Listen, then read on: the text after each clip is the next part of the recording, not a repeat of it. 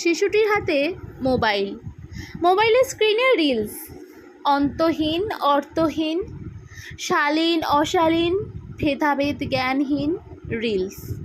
শিশুটি দেখে যাচ্ছে টানা, নড়া নেই, চড়া নেই, মাথা খাটানো নেই।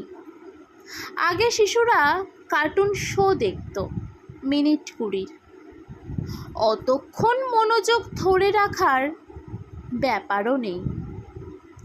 2-1 মিনিটের রিল চলছে পরের পর।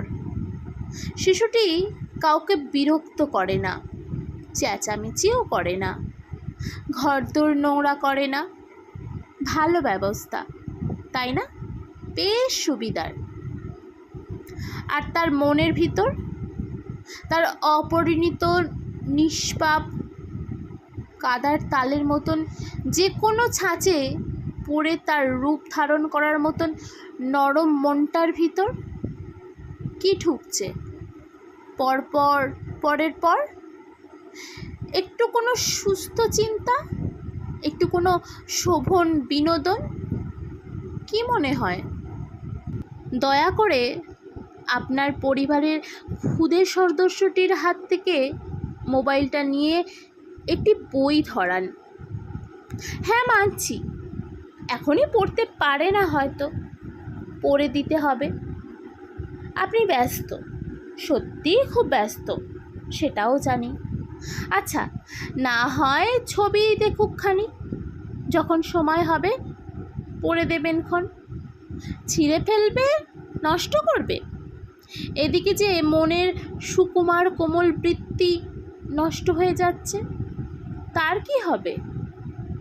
আচ্ছা বেশ, বই না হয় নাই দিলেন, সাদা কাগজ আর রং পেন্সিল দিন, হিজিবিজি কাটুক।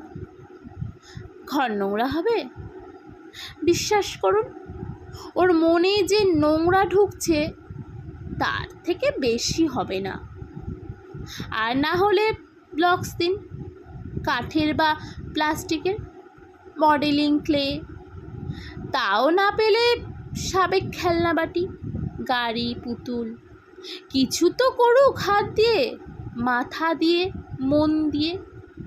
অন্যের বানানো কিছু উদ্ভট কিম্ভূত কার্যকলাপের রেকর্ডিং দেখে মগজ ধোলাই না হয়ে নিজের মনে খামখেয়ালিপনাই করুক না হয়। আপনার শিশুকে আপনি কিভাবে বড় করবেন সেই বিষয়ে আমি সামাজিক মাধ্যমে উটকো লোক গায়ে পড়ে জ্ঞান দিচ্ছি। আপনার বিরক্তির উদ্রেক হতেই পারে, মানছি। আসলে 4 বছরের কন্যা আয়নার সামনে নানান অঙ্গভঙ্গি সহকারে বলছে, মা আমাকে সেক্সি লাগছে না? আর মা বাবা গদ হয়ে বলছেন, দেখেছো কী সব বলে, কোথায় যে শেখে কে জানে। সদ্য দেখা এই দৃশ্য আমাকে খুব ভয় পাইয়ে দিয়েছে, জানেন। এখনও সাবধান না হলে খুব বড় ক্ষতি হয়ে যাবে ওদের, আমাদের।